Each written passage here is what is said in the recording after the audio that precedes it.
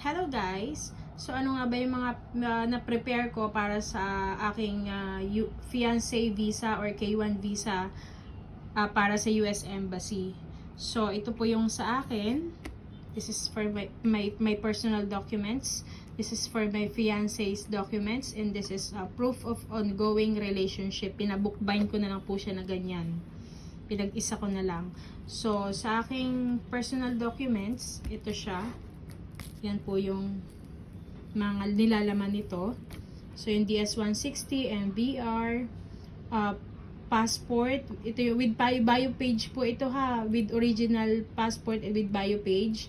And then 2x2 picture, US visa photo, appointment confirmation, birth certificate, Senomar, NBI clearance, NVC welcome letter, letter of intent to marry, police clearance. Kumuha pa ako ng police clearance sa amin dito sa Pasig. Although hindi naman po ito talaga required, pero kumuha na rin ako kasi doon sa isang anong pangalan nun? Sa isang documents na nakita ko, may hinihingi sila na police clearance kung saan ka nakatira. So kumuha po ako, pero usually ang requirement ang police clearance kapag nag-work ka or nag-stay ka sa abroad for at least 6 months. Ay yung mga travel ko naman abroad ay hindi siya umabot ng ganun katagal, as in talagang week lang talaga siya. So US visa vaccine requirement, ito po hindi naman kailangan na isama dito, sinama ko na lang din. So technically ang hiningi lang sa akin sa embassy, DS-160, yung MBR ko, ito po yung payment ha ng iyong passport, ng iyong visa, yung passport, original po ng passport, 2x2 picture, dalawa, birth certificate, Senomar, and NBI. Yun lang po yung hinihingi doon. So make sure po yung DS-160 ninyo ay dalawang copy kasi dalawang beses po nang hihingi. Doon sa screening at saka doon po sa biometric. DS-160 po yung hinihingi kasi sa final interview, yung passport mo na lang yung hihingi nila. So hindi ko na ipapakita ito masyado, itong mga ito, kasi yan naman po ay, yan, nandiyan naman po ano-ano yan. Tapos dun po sa akong fiancé ay ito. Medyo madami ito kasi yung mga taxes nila dun medyo makakapal. So, bio page po ng print out ng bio page ng kanyang passport. Naglagay din ako yung kanyang birth certificate, letter of intent to marry, letter of self-employed. Tapos, affidavit support. Ito po yung I-134. Tapos, yung 1040 po, ito po yung tax return sa US. Tapos, bank statement for 6 months. Binigyan din niya po ako ng screenshots, copy, tapos ni-print ko na lang siya. Bank certificate with specimen signature. Tapos, yung mga land assets po nila, binigyan din nila ako ng land assets nila. Kasi meron po sila mga paupahan na bahay, plus yung mga farms nila sa Ohio.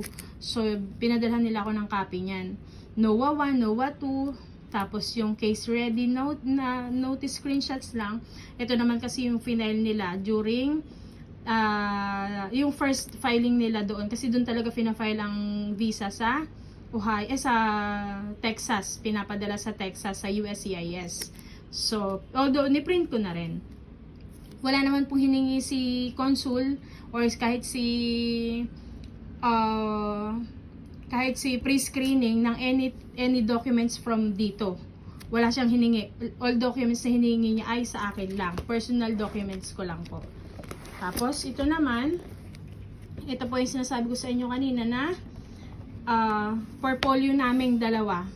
So, ito po yung kwento namin. Proof of ongoing relationship. So, CDFF conversations, kasi dun po kami nagkakilala. Messenger conversations, messengers call logs, video call screenshots, Facebook post, proof of meeting in person, which is nagkita po kami sa Morocco. Hindi pa siya nakakauwi sa Pilipinas. Hindi pa siya nakapunta ng Pilipinas. Once po lang po kami na nagkita, kaya nag-travel kami sa Morocco. Plane tickets namin sa Morocco, hotel bookings namin sa Morocco, train tickets, and so on. So, ito po yun. Yan.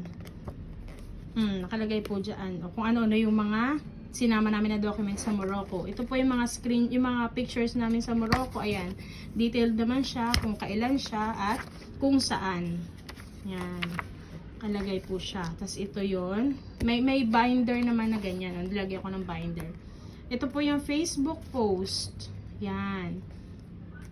So, sa katunayan na genuine yung relationship ninyo kasi nagpo-post kayo at tinatag ko yung mother niya at saka yung sister niya sa mga post ko.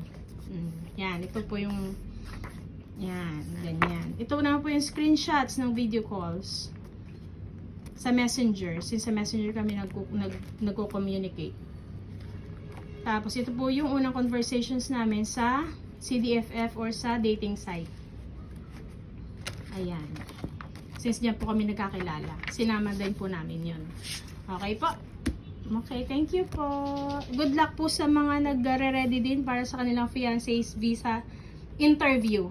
So, good luck.